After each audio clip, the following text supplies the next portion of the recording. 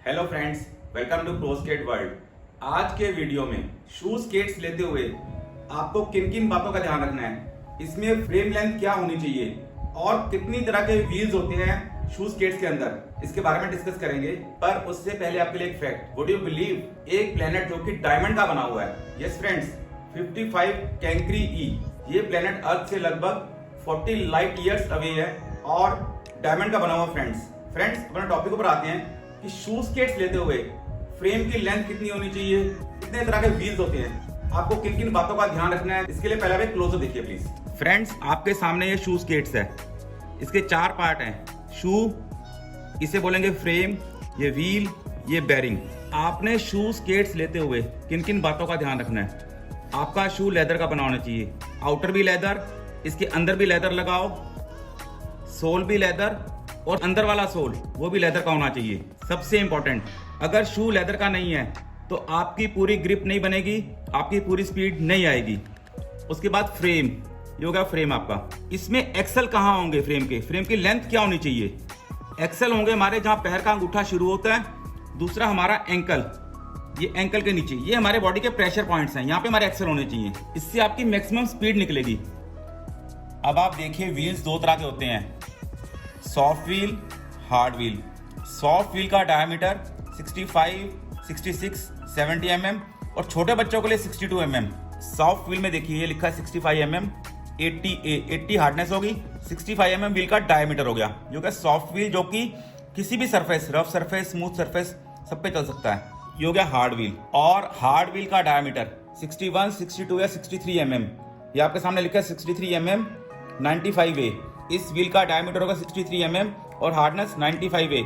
जो hard wheel है ये चलते हैं सिर्फ स्मूथ सरफेस के ऊपर, रफ सरफेस पे हार्ड व्हील नहीं चल सकते। अगर रफ सरफेस पे हार्ड व्हील चलाए तो आपका व्हील खराब हो जाएगा। सॉफ्ट व्हील स्मूथ सरफेस और रफ सरफेस दोनों पे चलते हैं, पर ये स्पेशलिस्ट रफ सरफेस व्हील है। स्मूथ सरफेस पे इनकी हार्ड व्हील के मुकाबले में वो स्पीड नहीं आएगी। मान लीजिए कि हार्ड व्हील की स्पीड 100 के स्केल पे आ रही है, 100 स्मूथ सरफेस के ऊपर, तो सॉफ्ट व्हील की स्पीड उसी स्मूथ सरफेस पे लगभग 90%, उससे 10 से 15% कम रहने वाली है। तो आपको स्मूथ सरफेस पे हार्ड व्हील यूज करना है और रफ सरफेस पे आपको सॉफ्ट व्हील यूज करना है। ये मैंने यहाँ पे 2 तरह के बेरिंग रखे हैं। ये ABC 7 है, ये बहुत हाई स्पीड बेरिंग है, आपको मिनिमम ABC 7 पे प्रैक्टिस करनी चाहिए। और ये दूसरा बेरिंग है टाइटेनियम गोल्ड, ये कंपटीशन बेरिंग है। अगर आपका एम सिर्फ स्केटिंग सीखने का है तो सिंपल बेरिंग्स भी आते हैं, और अगर आपका एम प्लेयर बनने का है तो आपको अच्छे बेरिंग लेकर प्रैक्टिस करनी चाहिए। मिनिमम ABC 7 पे आपको प्रैक्टिस करनी चाहिए और कंपटीशन में आपको टाइटेनियम गोल्ड या कोई स्पेशलिस्ट कंपटीशन बेरिंग यूज करना चाहिए। फ्रेंड्स जैसा कि आपने क्लोजअप में देखा, शू स्केट्स के 4 पार्ट्स हैं basically, shoe, frame, wheels and bearings. सबसे पहले शूज, आपको देखना गया है आपका शूज लेदर का बनाओ, अंदर बाहर, सोल के अंदर लेदर लगाओ। अगर सोल के अंदर लेदर नहीं लगा तो उसमें क्या लगा होता है, hardboard, leather board, textile, different materials, पर वो सारे क्या हैं, सिर्फ कार्डबोर्ड यानी कि गत्ता। अगर आपके शू के अंदर कार्डबोर्ड लगा हुआ है तो होगा क्या, जब बोल्ट कसेंगे, बोल्ट को रोकने के लिए वॉशर डालनी पड़ेगी, क्योंकि कार्डबोर्ड की स्ट्रेंथ नहीं है, वो बोल्ट को होल्ड ही नहीं कर पाएगा। अगर वॉशर डाल दी तो वो कॉलर बन गई। अगर स्केटर ने लॉन्ग टाइम स्केटिंग की तो उसको वहां पे ब्लिस्टर्स पड़ जाएंगे, पैर में इंजरी हो जाएगी। अगर शूज के अंदर लेदर लगा हुआ सोल के अंदर, इसे बोलते हैं इनर सोल, तो उसमें कोई वॉशर डालने की जरूरत नहीं है बोल्ट को कसने के लिए। लेदर की इतनी स्ट्रेंथ है कि वो बोल्ट को होल्ड कर सकता है। पहली पहचान, अगर वॉशर डालिए तो 100% वो कार्डबोर्ड या गत्ता लगा हुआ है। पहला तो हो गया शूज पूरा लेदर का हो, सोल भी लेदर का, और इनर सोल जो अंदर का सोल है वो भी लेदर का होना चाहिए। उसके बाद फ्रेम, सबसे इंपॉर्टेंट है फ्रेम लेंथ क्या होनी चाहिए। फ्रेंड्स जैसा कि मैंने आपको क्लोजअप में बताया, आपके फ्रेम के एक्सेल्स कहाँ होंगे, आपके पैर के प्रेशर पॉइंट। आप एक काम कीजिए, अपने पैर को जमीन पर प्रेस कीजिए, जहां पे आपके पैर का अंगूठा शुरू होता है और आपका एंकल यानी कि गिट्टा, पंजाबी में गिट्टा बोलते हैं, एंकल, वो हमारे बॉडी के प्रेशर पॉइंट्स हैं। आपके एक्सेल उन दोनों प्रेशर पॉइंट्स के नीचे होने चाहिए, एंकल के नीचे और जहां पैर का अंगूठा शुरू होता है, जैसा मैंने क्लोजअप में देखा।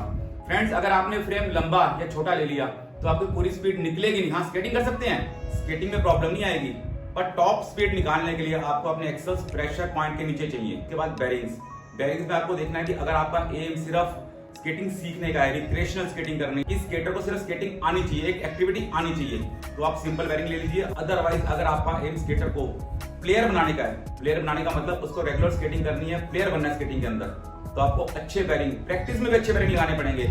मेरी सजेशन रहेगी कि मिनिमम अबेक्स 7 लगाइए, क्योंकि अगर आप फास्ट स्पीड पे स्केटिंग करेंगे तभी तो आप रेसिस के अंदर कंपटीशन में फुल स्पीड पे स्केटिंग कर पाएंगे अच्छे बेरिंग के ऊपर। उसके बाद बात आती है व्हील्स की।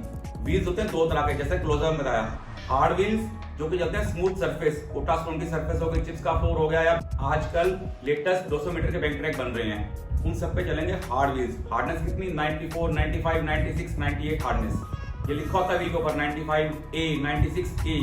ये हो गया हार्डनेस को मेजर करने का तरीका। और अगर स्केटर ने मल्टी सरफेस यानी कि स्मूथ सरफेस, रफ सरफेस कहीं भी स्केटिंग करनी है तो आपको लेना सॉफ्ट व्हील। उसकी हार्डनेस की ब्रैकेट रहती है 78 से लेके 88 तक। 78, 80 ये बेस्ट हार्डनेस है रफ सरफेस के लिए।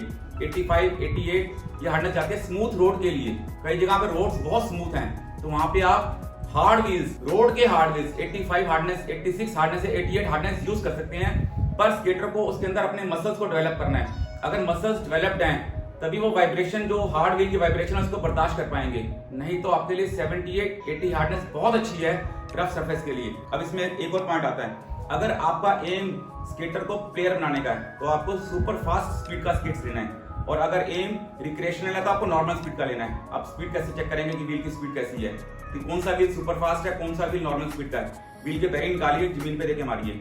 अगर सॉफ्ट व्हील जो कि कंपटीशन लेवल का है, सुपर हाई स्पीड है, उसका बाउंस जाएगा 40 to 45 फीट। अगर बाउंस 25 फीट टू 30 फीट जा रहा है तो हाई स्पीड स्केट्स हैं, और अगर बाउंस 15 फीट टू 20 फीट जा रहा है तो वो नॉर्मल स्पीड का स्केट्स है।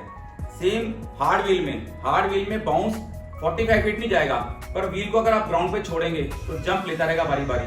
अगर सुपर हाई स्पीड व्हील है उसके बाउंस बहुत सारे आएंगे, और अगर नॉर्मल स्पीड का व्हील है तो उसके बाउंस कम आएंगे। फ्रेंड्स, आपको डिसाइड करना है कि आपको कौन सा व्हील लेना है। अगर एम कंपटीशन है तो सुपर हाई स्पीड, प्रैक्टिस भी सुपर हाई स्पीड पे करनी है, और अगर एम सिर्फ स्केटिंग सीखने का है, नॉर्मल कोई भी अच्छा शू स्केट्स लीजिए, पर बूट आपका लेदर का होना चाहिए। ग्रिप प्रॉपर के लिए लेदर बूट चाहिए आपको। फ्रेंड्स, इन चारों पार्ट्स के बारे में आपको मैंने डिटेल में बता दिया। फिर भी अगर क्वेश्चन है, आप कमेंट बॉक्स में जाकर अपना क्वेश्चन पूछ सकते हैं, आपको रिप्लाई करूंगा। फ्रेंड्स, अब एक और फैक्ट आपके लिए, आप एक पेपर को कितनी बार फोल्ड कर सकते हैं? A4 पेपर, इसको फोल्ड कर सकते हैं 8 टाइम्स। और अगर पेपर को बड़ा कर दिया, A4 की जगह बड़ा साइज कर दिया, तब कितनी बार फोल्ड कर सकते हैं? फ्रेंड्स, हम एक पेपर को मैक्सिमम 8 बार ही फोल्ड कर सकते हैं। फ्रेंड्स, मुझे पूरी उम्मीद आपको वीडियो अच्छा लगा होगा। Wait for my next video. Thank you friends.